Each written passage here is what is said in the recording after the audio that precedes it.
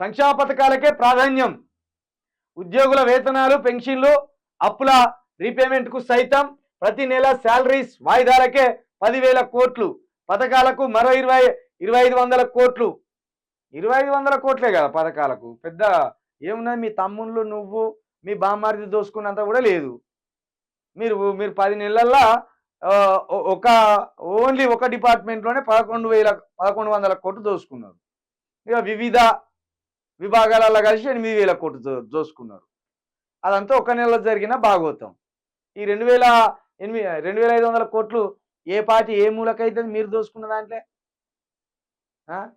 ఇచ్చే పథకాలకు 2,500 కోట్లు మా తమ్ముని సొమ్ము, మా బామ్మారిది సొమ్ము, నా సొమ్ము తీసుకొచ్చి పంచుతాను ఒట్టిగానే ఊరి మీద అని చెప్తాడు. ప్రభుత్వం చేస్తున్న ఖర్చుపై మంత్రులకు అవగాహన అవసరం. గత ప్రభుత్వం నిర్వాహకంతో ఆర్థిక చిక్కులు, పెండింగ్లు బిల్లులపై ఒత్తిడి వద్దు.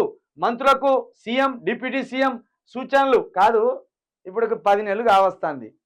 ఇంకో 4 సంవత్సరాలు, ఇంకా 4 నెలలు ఉన్నాయి అనుకుందాం. 4 సంవత్సరాలు 2 నెలలు ఉన్నాయి. ఇప్పుడు ఈ రానున్న కాలం కూడా గత ప్రభుత్వం ఇదే చెప్పుకుంటూ పోతావా? ఇచ్చేది ఉన్నదేమన్నా? శాతగాను తీసుకొచ్చి కుర్చీలో కూర్చోబెట్టుకున్నట్టు అయింది కదా. ఏమిస్తానో చెప్పునాయనా, ఏ పథకం ఎప్పుడు అమలు చేస్తున్నావు చెప్పునాయనా అంటే గత ప్రభుత్వం నిర్వాహకం, గత ప్రభుత్వం దోసుక తిన్నది, ఇదే సరిపోతుంది పొద్దంతా నీతోటి. పొద్దంతిదే పనిగా నీతోటి. ఇక పని పాట లేనోడు పిల్లి తలకాయ కొరిగినట్టు ఉన్నది. ఆ పిల్లిని ముందటేసుకొని ఈ బ్లేడ్ పట్టుకొని కొరుగుతా అన్నట. ఏం కొరిగి తీవిరా అంటే దాని ఇంటికి లేకపోయా, నువ్వు కొరిగింది కనవపోయా. నిజంగానే దానికైనా బోడుగుండు చేసిందా అంటే దానికి ఎజికలు ఉండయి. వచ్చిగా గీకుతాండి ఇట్లా. గట్టిన ఇప్పుడు రేవంత్ రెడ్డి గారు కూర్చొని వచ్చిగానే ఇట్లా అనుకుంటా ఎందుకు కొరుకుతలేవంటే నెత్తిలేదు దానికా. గట్టున్నది కథ. ఇందిరమ్మని నేసుకొచ్చిన్లాయో ఇవన్నీ ముట్టినాయా ప్రజలారా? మీకు ఒకసారి చూడు. ఇగో ఇందిరమ్మ తల్లి లుక్ చాలా బాగుంటుంది. కొంచెం వైట్ హెయిర్స్ ఉంటాయి, కొంచెం బ్లాక్ హెయిర్స్ ఉంటాయి. ఇగో మహాలక్ష్మి పథకంలో, ఈ మహాలక్ష్మి పథకంలో 2,500 రూపాయలు ఎవరికన్నా అందినాయా చెప్పండి. మహాలక్ష్మి పథకం ఇది. ఈ మహాలక్ష్మి పథకంలో ఎవరికన్నా 2,500 రూపాయలు అందినాయా? ఇదే మహాలక్ష్మి పథకంలో 500 గ్యాసు ఎవరికన్నా అందిందా? ఇవి అందుతే చెప్పు మహాలక్ష్మి పథకం కింద. ఇక రైతు భరోసాలో 7,500 రూపాయలు ఎవరికన్నా అందిందా? అదేవిధంగా 500 బోనస్ ఎవరికన్నా అందిందా? కౌలు రైతులకు 15,000 రూపాయలు సంవత్సరానికి అందిందా?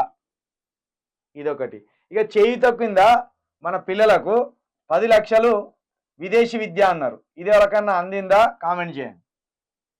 ఇక ఇందిరమ్మ ఇండ్లు 5 లక్షల రూపాయలతోటి డబుల్ బెడ్రూమ్లు కట్టిస్తానన్నారు. వీటికి పునాదులే వల్లేదు. యువ వికాసం ఇది కూడా అదే. ఈ 10 లక్షలు ఇది యువ వికాసం కింద.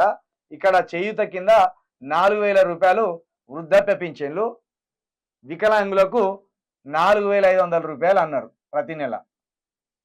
అది. ఇక గృహజ్యోతి కింద 200 యూనిట్ల ఫ్రీ కరెంటు. అదేవిధంగా అమరవీరులకు 250 గజాలలో సొంతిల్లు నిర్మాణం అన్నారు. ఇది అభయాస్తం కాదు, ఇది శూన్యాస్తం. ఇది శూన్యాస్తం.